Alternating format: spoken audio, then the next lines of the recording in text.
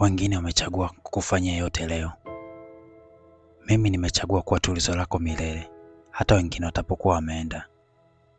Ni moja maneno kwenye barua ya ajabu iliyomjia mjane Suzana akiwa kwenye chumba cha kulilia msiba baada ya kufiwa na mume wake kipenzi.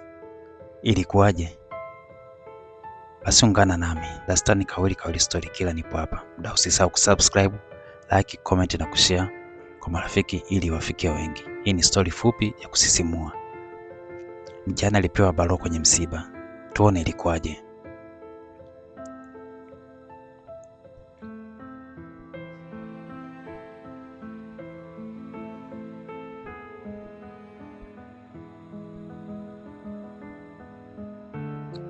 Ilikuwa ni baada ya mazishi. Suzana akazungukwa na kundi la kina mama wanaomfariji, wanaojua uchungu wa kufiwa, lakini aliwaona kama miti ndani ya pori lisilojua maana ya upweke wa kufiwa na mume. Analia licha ya kufarijiwa. Akiwa ameinama, mara mwanamke mmoja akaingia kutoka nje, akakaa kando yake na kumpenyezea barua. Barua ilimtaka asome peke yake. Suzana akajitenga konani na kufungua ile barua. Wakina mama walio kando yake walimtazama kwa kumkazia macho, japo hawakuruhusiwa kusoma, ila walitaka kujua hisia zake atapopata ujumbe ulio ndani. Taratibu mwanamke yule alianza kutimiza jukumu la kusoma ile barua ile mhitaji yeye. Na hivi ndivyo ilivyosomeka barua. Wengine hupima huzuni kwa kulia. Mimi nahisi maumivu yako bila kuwa karibu, bila kukutazama usoni.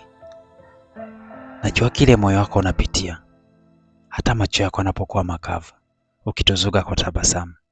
Sio siri, kweli ulimpenda. Bila taarifa ameenda, na leo unazika mwili. Uwepo wake unabaki kama zoruba ya hatia, inakuacha ukijilaumu kwa kuhisi kuna namna kumfanyia sawa labda. Japo kilio ni dawa, ila faraja haiji kwa kusema ni kweli umepoteza na kuvunjika kabisa, bali kwa tumaini na njia ya kuendelea. Nami sipo kwa ajili ya kuonesha hasara ya ulichopoteza, ila mwangaza mpya. Kuna kitu kati yako na yangu. Nikitazama naona taa ya ubani wako ikiwaka ndani mwangu. Wengine wamechagua kukufanyia yote leo. Mimi nimechagua kuwa tulizo lako milele, hata wengine watapokuwa wameenda. Sauti yangu haitoacha kukuimbia, hata mziki kwenye kilio utapozima. Nitakesha ili nijue mengi kukuhusu wewe, hata wengine watapoacha kukuulizia. Nimechagua kwa faraja ya kweli pindi utapokuwa peke yako, moyo ukipulizwa na ubaridi wa upepo wa chumba. Utapofika kwenye hizi haya, labda utahisi tofauti, lakini ukijiuliza kwa nini leo, samehe sana hisia zangu, ila ukweli kuhusu kukujali ni jibu nitalokupa hata ukiniuliza baada ya miaka 100. Naheshimu ile furaha uliyokuwa nayo. Sikuwahi kuombea mabaya kabla ama kuitafuta hii nafasi, ila nimeitumia kwa kuwa moyo wangu hauwezi kunyamaza tena. Kwa kusema sitafuti jibu lako leo, ila naeleza kilicho upande wangu. Ni ridhaa yako utapomaliza kukusanya kilichosalia kwenye ufalme wako uliohitimishwa. Karibu kwangu ukiwa na thamani na cheo kile kile, pengine zaidi. Ukijiuliza aliyoandika ni nani, jua ni wako, aliyekama sehemu ya moyo wako katika hali zote.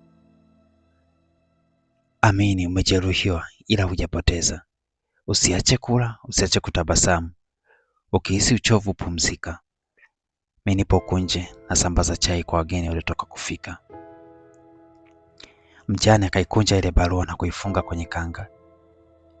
Hakutaka kumwambia yeyote, ila hisia zake zilikuwa katikati, upande faraja, upande mshangao, hasa katika wakati kama ule. Je, msikilizaji, kama wewe ukikuta kitu kama hiki, ni nini utaamua katika hali kama hii?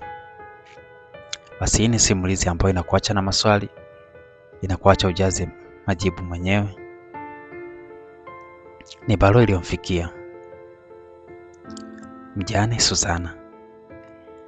Mdau, najua nilikuwa kimya, ila ni kimya changu ni kwa ajili yako. Nilikuwa naandaa vitu vizuri kwa ajili yako. Najua soon kazi mpya zitakujia mfululizo kama tulivyokuwa mwanzo, kama kawaida.